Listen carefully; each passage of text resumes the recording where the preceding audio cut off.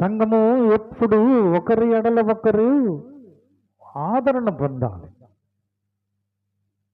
ఒక పాత్రలో చెయ్యి వేసేటువంటి వారు ఒకరినొకరు ఆదరించుకోవాలి.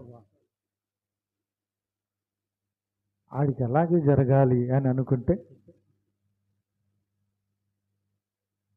సోదర భావం ఉన్నట్లేనా? ఐక్యత ఉన్నట్లేనా?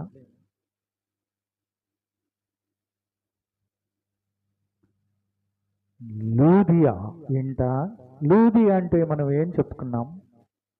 దివిటి. లూదియా ఇంట వెలుగుమయమై ఉంది, సంఘము వెలుగుతూ ఉంది. ఇప్పుడు లూదియా ఇంట ఏముంది? సహోదరత్వం ఉంది. ఇంకా ఏముంది? ఆదరణ ఉంది. ఆదరణ ఉంది. కొత్త శిష్యులు వచ్చారు. ఇప్పుడు సహోదరులు కొత్త వారు వచ్చారు. ఆ పేర్లు ఇక్కడ రాయలేదు. వీరంతా ఆదరించబడుతూ ఉన్నారు. ఒకరినొకరు ఆదరించుకుంటున్నారు. ఇంతకు ముందు ఆదరణ లేదు. ఇంతకు ముందు సోదర భావం లేదు. ఇంతకు ముందు కలిసిమెలిసి మాట్లాడుకునే విధానము లేదు.